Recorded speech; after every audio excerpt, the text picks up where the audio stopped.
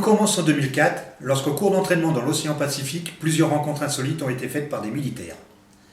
Le premier incident relaté, avec détail, date du 14 novembre de cette même année, mais il y en aurait eu d'autres auparavant. Cet incident concerne une anomalie détectée par le radar du croiseur lance-missile Princeton. Les indications transmises aux avions furent données depuis ce croiseur et furent complétées avant une visualisation du phénomène malgré un temps clair et un ciel dégagé. C'est en regardant en dessous d'eux que les équipages des avions de chasse ont remarqué une zone de turbulence blanchâtre dans les flots, puis un objet flottant une quinzaine de mètres au-dessus des flots. L'objet fut décrit comme animé de mouvements erratiques. Il ne laissait apparaître aucun détail, ni sur sa structure, ni aucune trace dans le système de propulsion. L'un des pilotes, le commandant Fravor, entama alors une approche. Ce dernier l'évita par des manœuvres impossibles selon Fravor, puis disparut à une vitesse foudroyante. Après le retour du commandant Fravor, d'autres pilotes décollèrent équipés d'une caméra infrarouge. C'est le pilote Chad Underwood qui enregistra la vidéo d'un objet volant évasif et qui dénomma ce dernier Tic Tac en raison de sa ressemblance avec le bonbon du même nom. Une partie de la vidéo sera ensuite diffusée publiquement le 16 décembre 2017, en même temps que la reconnaissance par le Pentagone de la réalité de l'incident et de l'existence d'un programme d'étude des ovnis jusqu'alors tenu secret. Auparavant, en 2007, une autre vidéo circule à propos de cet incident, mais c'est en 2015 que quelques détails sont disponibles sur un site en parlant d'aviation. La vidéo sera accompagnée de deux autres, mises à disposition par la firme To The Star et reprises par de très nombreux médias américains. C'est alors un buzz médiatique, mettant en émoi les ufologues. 2019 verra la confirmation de l'authenticité de ces vidéos par la Navy et en 2020, elles seront à nouveau publiées par le département de la Défense des États-Unis. Donc en novembre 2004, le croiseur lance-missile Princeton détecte un écho radar à l'aide de son antenne passive. Ces radars sont dépourvus d'émetteurs, ils sont indétectables et peu coûteux. Un radar passif n'émet pas lui-même d'ondes, il exploite des émetteurs déjà présents dans les environs. Des antennes relais, de la radio, de la télévision, de la téléphonie mobile. En comparant les signaux provenant directement d'un émetteur avec les signaux aussi du même émetteur, et qui ont été renvoyés par des objets en mouvement, ici un avion furtif, qui aurait pu être hors du champ de vision, le radar passif détermine la position, la direction et la vitesse des cibles. Si des objets furent observés durant 2 semaines, il n'y a ni d'autres films, ni photos connues à la date où j'écris ces lignes, avril 2021. Ces objets sont décrits comme montant puis disparaissant soudainement. Il y aurait eu environ 10 objets se déplaçant à environ 220 km/h, une vitesse incompatible avec des aéronefs conventionnels. Une autre vidéo, nommée Gimbal cette fois, est diffusée en même temps que Fleur 1. Mais cette dernière n'a aucun lien avec les événements de 2004 que nous venons de décrire. La date de ce qui est filmé est inconnue. Enfin, une troisième vidéo viendra se greffer sous le nom de Go Fast, et le tout est nommé les vidéos de la Navy. La Navy confirmera qu'elles sont authentiques, mais jamais ne parla d'une origine extraterrestre. Un grand nombre de personnes d'horizons divers, comme des pilotes, des ufologues, des radaristes, ont émis l'hypothèse de drones, dont la conception n'était ou n'est pas encore connue des pilotes d'avions militaires. Dans cette hypothèse, il y a les partisans de drones testés par les USA ou de drones venant d'une puissance extérieure aux USA. Les tests pouvaient concerner des drones eux-mêmes ou les systèmes de détection ou les réactions des pilotes, voire plusieurs de ces possibilités en même temps. Toujours est-il que les vidéos ne sont pas d'une qualité extraordinaire. Dommage puisqu'on se trouve en présence de vidéos venant de la Navy, Gimbal, Go Fast ou Fleur 1 sont cependant des films captivants, parfois accompagnés de témoignages oculaires, ce qui renforce la pertinence de ces images. Je souhaite qu'il y ait plus d'explications sur ces UAP, PAN en français, de la part de la marine américaine, face aux conclusions extraordinaires et sans appel d'exoticiens. Au moment où j'ai écrit ce texte, le site Metabunk avait fait un excellent travail d'analyse de ces vidéos. Il est surprenant que les personnes qui filment ces ovnis ne s'étonnent pas plus que ça et même parfois rient de ce qu'ils voient. Les vidéos sont courtes, environ 2 minutes. Un seul pilote, Fravor, semble avoir témoigné, pas les autres. Curieux s'il s'était agi d'un truc extraordinaire. Et je rappelle que là, j'écris en avril 2021. Si la Navy reconnaît l'authenticité de ces vidéos, il convient de dire qu'à aucun moment ces vidéos ont été classées confidentielles ni les artefacts d'objets extraterrestres. Extrait d'une déclaration du 27 avril 2020 du DOD. Après un examen approfondi, le département a déterminé que la publication autorisée de ces vidéos non classifiées ne révèle aucune capacité ou système sensible et n'empiète pas sur les enquêtes ultérieures sur les incursions militaires dans l'espace aérien par des phénomènes aériens non identifiés. Le 12 mars 2021, Luis Elizondo, qui a apporté lui-même des précisions à MiQuest concernant la durée des vidéos, indique simplement que si des versions plus longues existent, il ne pourrait le dire. Ce n'est pas moi d'en parler, dit-il. Pour des exoticiens, ces paroles sont interprétées comme un aveu de quelque chose d'un fantastique secret, qui a autre chose derrière, quelque chose de plus fabuleux. De là, toujours dans ce long entretien disponible en français grâce à la traduction d'un membre du forum UFO-scepticisme, qui ne rejette pas particulièrement l'hypothèse extraterrestre de manière générale, on peut lire que MiQuest demande à Luis Elizondo d'où proviennent les titres donnés aux vidéos, Gimbal, Go Fast et Fleur. Luis Elizondo réplique qu'ils proviennent en général des propriétaires des films et cite l'exemple du cas de Nimitz, Fleur, en donnant l'information que ces vidéos sont venues avec les métadatas et que ce sont eux qui donnent les titres. Il dit ignorer la signification des titres. West effectua quelques vérifications et que nous soyons d'accord ou pas avec les résultats, il convient au moins de les étudier avant de les rejeter sous prétexte que West est un programmateur de jeux vidéo à la retraite. C'est vite oublier qu'il est un écrivain scientifique et que Phil Plait, astronome et journaliste scientifique aussi, reconnaît le sérieux et la crédibilité de Metabunk, un site démystifiant les allégations pseudo-scientifiques entre autres. West indique que le halo visible sur la vidéo provient d'un éblouissement et que, contrairement à ce que beaucoup affirment, l'objet ne tourne pas malgré les apparences. On nous rabâche depuis quelque temps un témoignage de pilote. Il est intéressant, selon moi, de bien appréhender qu'actuellement nous n'avons que peu de pilotes qui témoignent de faits en apparence extraordinaires, alors que nous sommes ici dans une importante campagne de manœuvre de la Navy. Luis Elizondo affirme qu'en réalité, il y a un peu plus de matériel que ça. Ce matériel, il ne l'a plus maintenant qu'il est redevenu civil. Cette déclaration mystérieuse alimente un peu plus l'envie de croire de ceux qui veulent penser qu'il y a des hypothèses exotiques. Luis Elizondo indique « Je suis certain du dossier ». C'est un peu court comme révélation, non ? La vidéo Go Fast à présent. On y observe un objet volant à basse altitude et rapide. Cependant, en calculant les angles, il s'avère qu'en réalité, il s'agit d'un objet volant haut et lentement, selon les éléments d'affichage sur la vidéo. Et tout ça, c'est grosso modo, car nous pourrions passer des heures sur ces 3 vidéos, nouveau saint graal de l'ufologie exoticienne. La vidéo Fleur est très possiblement un avion éloigné, peut-être un drone. Elle a été réalisée après la fameuse rencontre avec un tic-tac, hypersonique, évoluant en zigzag, et observé par des pilotes du Nimitz. Cet objet ne bouge pas réellement à l'écran, sauf quand la caméra bouge. Pour Gimbal, nous l'avons vu tout à l'heure. Go Fast montre possiblement un ballon.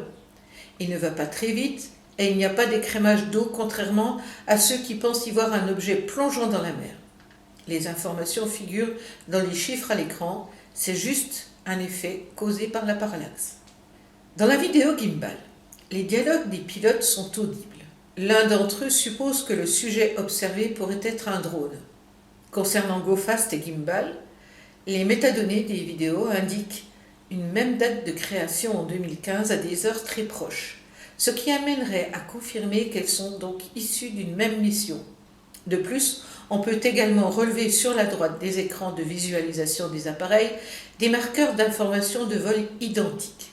Le dossier Nimitz est celui de la flotte américaine et concorde avec d'autres faits relatés dans cette zone de manœuvre récurrente de la Navy. Tom DeLonge, autre personnage lié à la révélation des 3 vidéos, a fini par quitter l'aventure de son groupe de musique Blink 182 suite à des promesses de révélations fracassantes à propos des UAP. Il a même été question d'un morceau de métal extraterrestre. Il promettait même de faire du business avec tout cela. Peut-être est-ce en cours. DeLonge, comme Elizondo, sont des personnages incontournables dans ces affaires des vidéos de la Navy. Mais qui sont-ils au juste ? Tom DeLonge est un enthousiaste de longue date concernant le phénomène OVNI. Elizondo, lui, a cofondé l'entreprise To The Star Academy qu'il a rejoint quelques jours après sa démission du ministère de la Défense. Toute l'histoire de la création de To The Star date d'octobre 2017 et coïncide avec les déclarations sensationnelles d'Elizondo. DeLonge a aussi été le fondateur de Strange Times, un centre d'échange sur les ovnis et les complots. Luis Elizondo se présente comme ayant dirigé un programme secret pendant 8 ans, un programme du gouvernement américain qui enquêtait sur le phénomène ovni. Des doutes ont été émis sur cette position hiérarchique. On pourra toujours objecter que si c'était secret, alors on ne trouvera rien. Christopher Sherwood, porte-parole du Pentagone, déclara « Monsieur Elizondo n'avait aucune responsabilité vis-à-vis du programme AATIP lorsqu'il travaillait au bureau du sous-secrétaire à la Défense pour le renseignement. » Dans un courrier du 24 juin 2009, adressé au député William Lynn du secrétaire de la Défense, le nom de Luis Elizondo figure, mais seulement associé au terme de Special Agent USDI, c'est-à-dire gouvernement. Dans sa lettre de démission, Elizondo ne mentionne ni son appartenance à l'AATIP, ni son rôle de directeur. En 2017, Elizondo se présenta comme lanceur d'alerte, mais certains écrivirent qu'il semblait avoir un comportement quelque peu paranoïaque. Même Leslie Keane, pourtant prompte à sauter sur un scoop sensationnel, note que Luis Elizondo, durant son interview, garda le dos au mur en regardant la porte d'entrée. John Greenwald, chercheur ufologue gérant les archives en ligne des documents gouvernementaux, se déclara frustré du manque d'informations concrètes sur l'AATIP et sur le rôle d'Elizondo. Du jour au lendemain, Elizondo se mit à parler d'objets hypersoniques défiant la gravité, de véhicules aériens non identifiés, qui, au cours des dernières années, avaient empiété sur la formation militaire dans un espace aérien restreint. Bon nombre de ces reportages étaient illustrés de vidéos, de caméras de poste de pilotage d'appareils de combat, F-18, qu'Elizondo avait arrangés. Elizondo est-il totalement crédible? Pourquoi sauve-t-il le chaud et le froid? S'il a eu accès aux 3 vidéos non classifiées, pourquoi cacher le reste des informations? La société To The Star semble une structure assez bancale, un peu à l'image de certains groupements ufologiques que nous avions en son temps en France, avec des personnages plus ou moins fantasques, parfois crédibles, de bonne foi, et d'autres un peu rêveurs aussi. Si ce qui précède dessert quelque peu un personnage, ne nous focalisons pas sur cet aspect pour réduire la portée de l'annonce des 3 vidéos. Comme je le dis fréquemment, avoir une notoriété de bonne aloi, ou bien d'une portée bien moindre, n'empêche pas un travail sérieux possible. Cela concourt cependant à prendre du recul. Espérons que cela soit bien compris, ou du moins ainsi, et non comme étant une attaque ad personam, comme souvent il est injustement reproché aux sceptiques quand ils cherchent à vérifier les dires. Les courriels, agenda de Luis Elizondo, et toute trace papier de son activité au sein du Pentagone auraient été indûment détruits. Suzanne Couche, porte-parole du Pentagone, continue à affirmer que Luis Elizondo n'avait aucun rôle dans le programme AATIP. Très remonté, Luis Elizondo menace de postuler au Congrès américain pour révéler des informations sur les pans que le gouvernement cacherait, selon lui, au public. En juillet 2019, à environ 50 000 marins à l'ouest et au sud-ouest de l'île des Saintes-Clémentes, au large de la Californie, 3 navires de la marine américaine ont rencontré plusieurs véhicules aériens sans pilote, ce qu'on appelle les UAV, dans 4 incidents distincts. À l'origine, les observations des drones mystérieux ont été rapportées par le réalisateur de documentaire Dave Beatty sur son compte Twitter.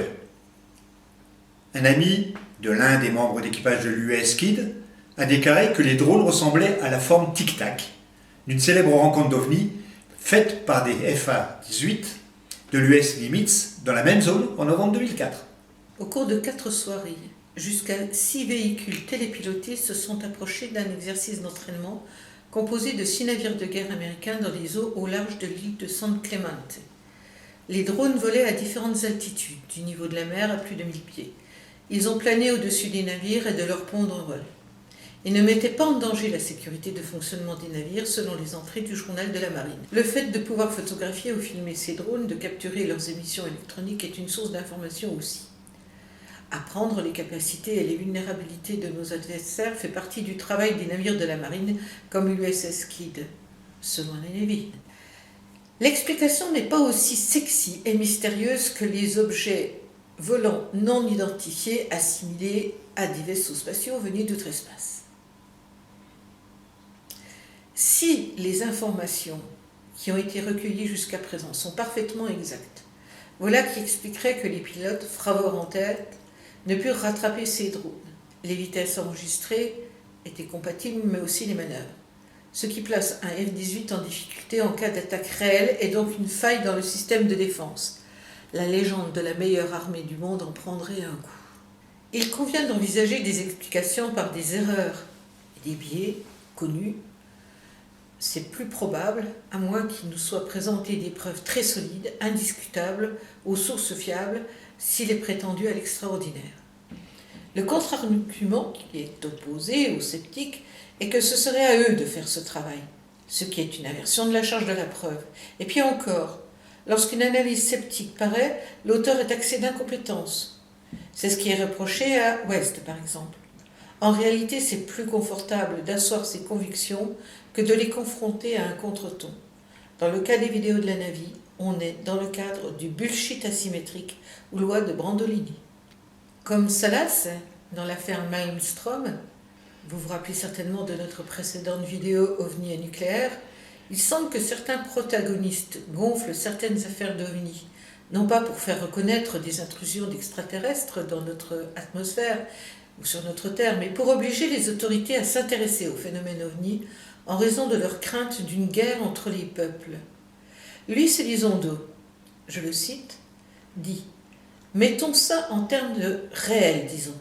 En ce moment, la relation entre l'Inde et le Pakistan n'est pas très amicale. Imaginez si un UAP devait interférer avec la technologie nucléaire d'un des deux pays et que, malheureusement, cela soit perçu comme une provocation à la guerre par l'autre camp. Vous pouvez voir à quel point cela serait dangereux. C'est un scénario extrême, mais potentiellement possible. Et dangereux, je le répète. D'autres exoticiens avaient et ont encore la même démarche, mais cette fois-ci à propos de l'écologie. Les extraterrestres viendraient pour nous aider sur notre autodestruction. Dernièrement, c'est l'ex-président Obama qui déclara « Ce qui est vrai, c'est qu'il y a des images et des enregistrements d'objets dans le ciel, et nous ne savons pas exactement ce que c'est. » Mais je n'ai rien à vous dire de plus aujourd'hui. Une déclaration qui mit un peu le feu au temple des exoticiens. Pourquoi la marine américaine n'a pas donné d'explication comme celle fournie, par exemple, par McWest? Serait-ce parce que ces vidéos contiennent des détails opérationnels et qu'il est normal que l'armée conserve des réserves en termes d'informations publiques? Pourquoi l'étiquette OVNI permet de clôturer des demandes particulièrement ciblées alors qu'un certain niveau de secret est de mise? L'inverse serait inquiétant. Que les militaires américains, à l'instar d'autres militaires du monde entier, refusent de révéler soit des failles dans leur système de détection de défense, soit des prototypes en phase de test, en s'exerçant sur leurs propres militaires, y compris les pilotes, ne me paraît pas choquant. McWest déclare « Je ne pourrais dire ce que Fravor a observé. Ce que je note, c'est que la vidéo Flirt 1, tic-tac, ne montre pas ce qu'il a décrit. Pour Fleur, c'est un objet éloigné qui ne bouge pas vraiment. Cela n'a donc rien du tout à voir avec ce qu'il décrit, ce qui est comme un drone ultra rapide. Fleur, Gimbal, Go Fast montrent le même schéma depuis des années. On observe des trucs étranges. Ici, l'armée américaine publie des vidéos et la population entrevoit autre chose. Les ufologues trouvent confirmation de ce qu'ils pensent savoir et que le grand secret de la grande divulgation est proche. En juin, on nous a annoncé qu'il devrait y avoir des révélations extraordinaires. Ce serait formidablement excitant s'il y avait une possibilité de vérifier ces révélations extraordinaires. Nous approchons de la date fatidique. Le 25, nous parle-t-on. Souvent, ces annonces accouchent d'une souris.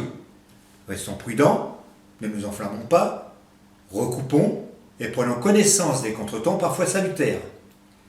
L'ufologie outre-Manche ne semble pas aussi pertinente et ou plus solide qu'en France.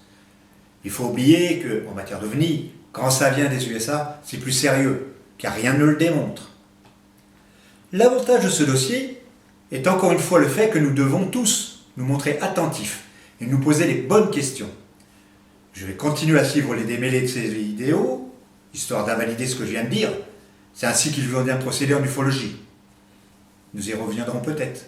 Il faut le savoir, non ?